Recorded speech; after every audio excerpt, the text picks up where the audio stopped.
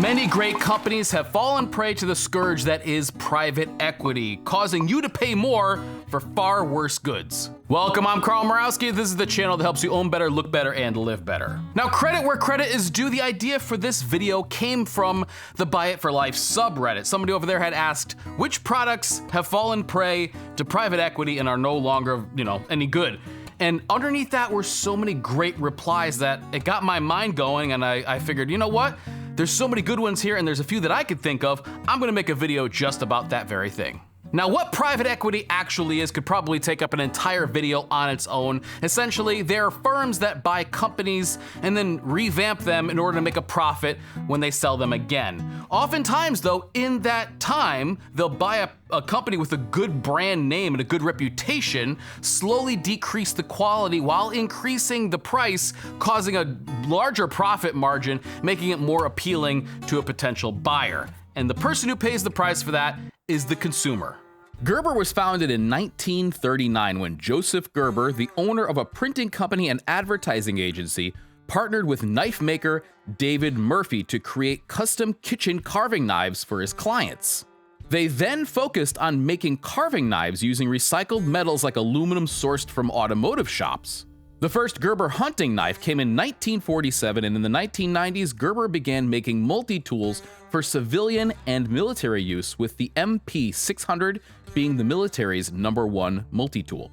Gerber was acquired by Finnish company Fiskars in 1987.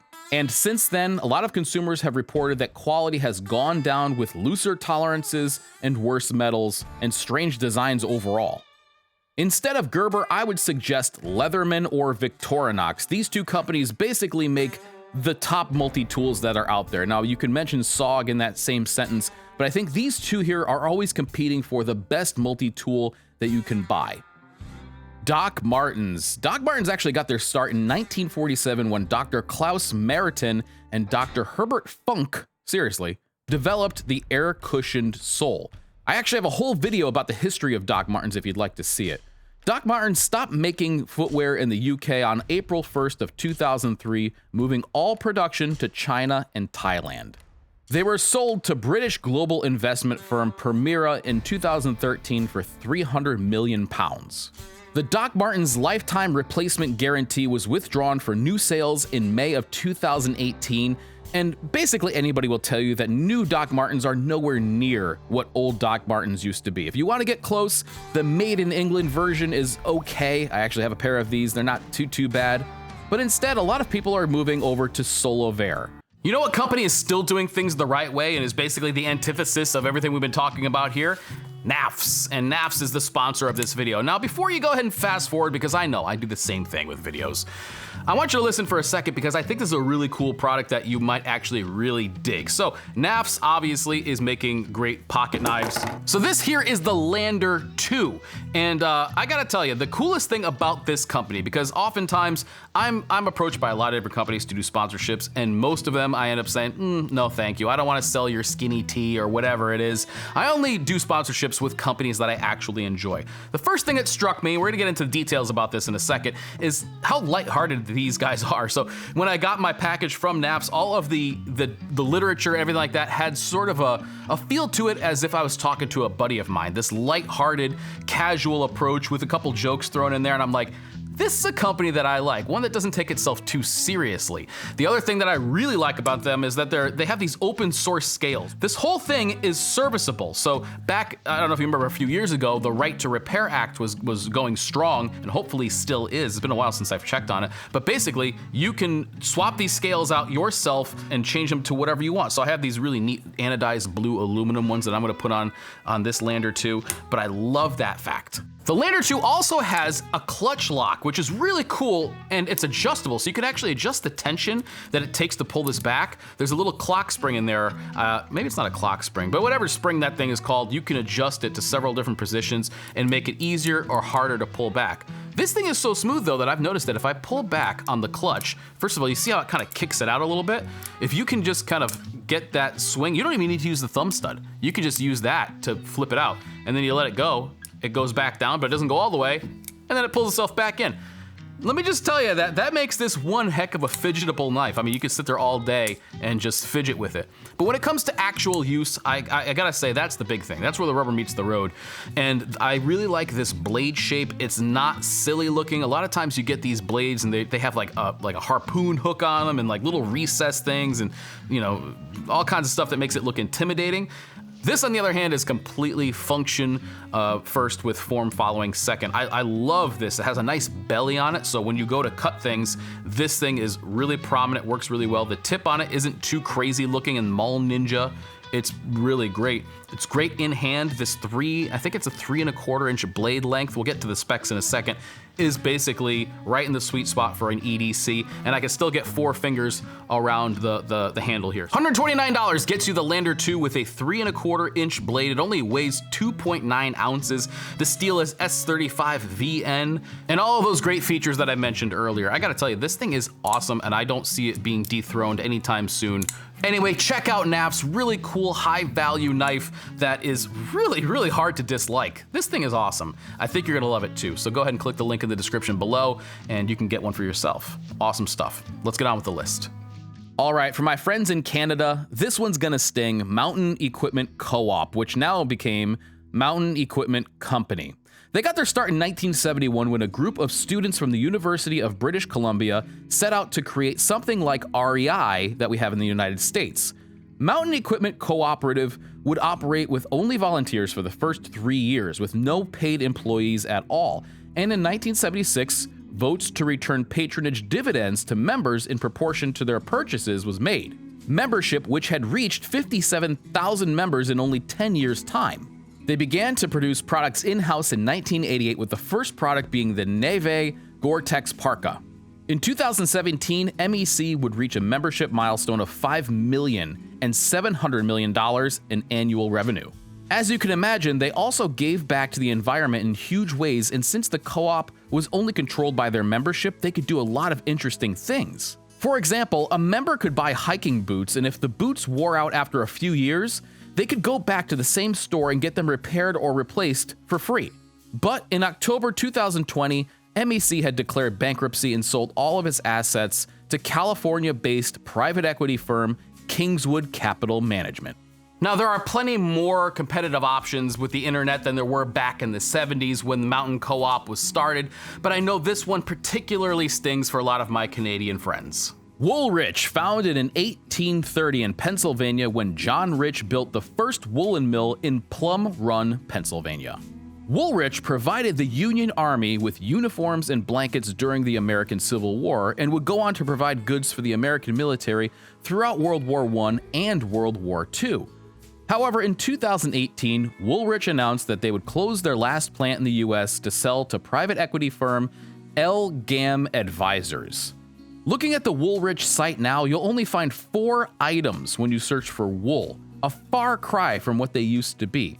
Although this is a great brand to peruse the secondhand market for. Instead, I would suggest checking out Weather Wool, Heat Straps, Vermont Flannel, and Duckworth. Sorel was introduced in 1962 by Canadian Kaufman Rubber Company. They originally made warm, waterproof boots for the Canadian winter aimed at farmers, hunters, and outdoorsmen. Plenty of people relied on Sorels as their winter boot of choice, but in 2000, Kaufman Rubber Company was bankrupt. Columbia Sportswear purchased Sorel and later that decade reintroduced the brand, moving production from Canada to China and Vietnam. Many claim that the new Sorels are far inferior to their pre-millennium versions, not as warm and not lasting nearly as long. Instead of Sorel, check out the brand Duck Feet. They're really cool, very warm, and while not exactly the same, they're still a great winter boot alternative. Brooks Brothers, founded in 1818 and outfitting 40 US presidents, including Abraham Lincoln, who was actually shot in a Brooks Brothers suit, Brooks Brothers was an American icon for most of their history. They even invented several classic staples like the Oxford cloth button-down shirt around the 20th century. In 1946, the Brooks family sold the company to Julius Garfinkel and Company. It changed hands a few times since then, but they filed for Chapter 11 bankruptcy in 2020. They were purchased by a joint venture between Authentic Brands Group and Simon Property Group, although that may have changed. It seems like Brooks Brothers gets tossed around a lot. Of course, these days you have a lot of options like Spear & Mackay, J. Press, United Arrows, and Rowing Blazers. Craftsman. Sears bought the rights to the name Craftsman from the Marion Craftsman Tool Company in 1927 for $500. Companies who made tools for the Craftsman name include Stanley, Danaher, Apex Tool, Western Forge, Ryobi, and DeWalt. Craftsman made the first wrench from vanadium steel in 1932 and became known for a huge variety of power tools, lawn equipment, and hand tools throughout the century. A big selling point of Craftsman hand tools was their lifetime guarantee, which was a huge reason that I purchased my first set, which I still have. Many of their tools were made in USA, and Craftsman was probably the most common tool found in American homes throughout the 1900s. Craftsman was purchased by Stanley Black & Decker in 2017, and most report that the quality has dropped, although it does appear that they still offer some semblance of a lifetime guarantee. Some alternatives include Knipex, Proto, and Wright Tool, although it's very hard to find as complete a collection as Craftsman had. You could buy almost everything from them that you'd ever need for your house. Filson started in 1897 as C.C. Filson's Pioneer Alaska clothing and blanket manufacturers, and they cater to prospectors passing through Seattle on their way to the Klondike Gold Rush. Their best known product is the Mackinac Cruiser, which I've done a complete history on if you want to go and check out that video. Filson only had 35 items in their catalog up until the late 1970s, when the company was sold to Stan Coles, who expanded it to 250 items, including their wildly popular luggage line. In 2005, Filson was sold to California-based private equity group Brentwood Associates, and then again in 2012 to Bedrock Manufacturing, who also own Shinola. Since then, their quality has steadily dropped. They've sent a lot of production overseas, and even staple products like their Mackinac Cruiser aren't the same as they were back in the day. But the thing that hurts Filson is their constantly increasing prices, which make them a far worse value proposition than ever before. Instead of Filson, check out Weatherwool, Bradley Mountain, Heat Straps, and Free Note Cloth. Oakley got its start in 1975 when James Gennard started the brand with only $300. The brand was named after James's dog, Oakley Ann. The Oakley goggle was their first step into eyewear, and it was very popular with motocross and dirt bike riders. They then expanded to ski goggles in 1983, and the first Oakley sunglasses came in 1984 with the Oakley Light and the factory Pilot eye shades. The Oakley frog skins were their first lifestyle frame, followed by the Blades and the Mumbo, which became the M frame. In 1995, Oakley raised $230 million during its IPO, and a year later was engaged in a huge dispute with Luxottica, resulting in Oakley being pulled from Sunglass Hut, LensCrafters, and all of the other retail chains that Luxottica owned. In 2007, though, Luxottica purchased Oakley for over $2 billion. Not bad for a $300 investment. An interesting side note, the founder of Oakley actually went on to start Red Digital Cinema. Instead of buying another Luxottica-owned brand like Oakley, these days you can check out Randolph Engineering, American Optical, Gators, and Maui Jim. Finally, Vise Grips. They were invented by William S. Peterson in DeWitt, Nebraska in 1924. Legend is that William needed a second set of hands to perform his work as a blacksmith, and necessity being the mother of invention, he came up with the locking pliers he called Vise Grips. These pliers were made in DeWitt, Nebraska, and became an essential tool for mechanics, metal workers, or basically anybody making anything. My father used to carry one of these in his pocket like his EDC for years. In 1985, American tool companies bought out Peterson Manufacturing, and then in 1993, American acquired the Irwin Tool Company. And then in 2002, Newell Rubbermaid acquired American Tool Companies. Then in 2003, the whole thing was rebranded to Irwin Industrial Tool Company, and unfortunately, the original Vise Grip manufacturing plant in DeWitt, Nebraska, was closed in 2008 when the parent company moved production over to China, putting about 330 locals out of work. Irwin Industrial Tool Company was then sold to Black & Decker in 2016 for $1.95 billion.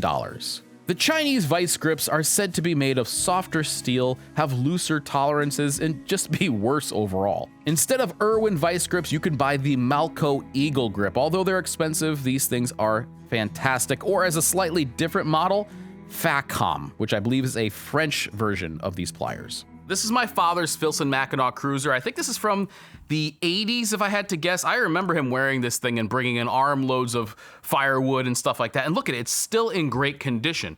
And to think that this company, which once upon a time, you could rely on that brand name and know that anything you bought from them was gonna be top notch, to see what they've become really, really hurts. Enough so that I'm gonna dig more into this story, including some accounts from people who have worked there and get kind of the inside scoop as to what is happening with Filson themselves. So look for that coming up soon.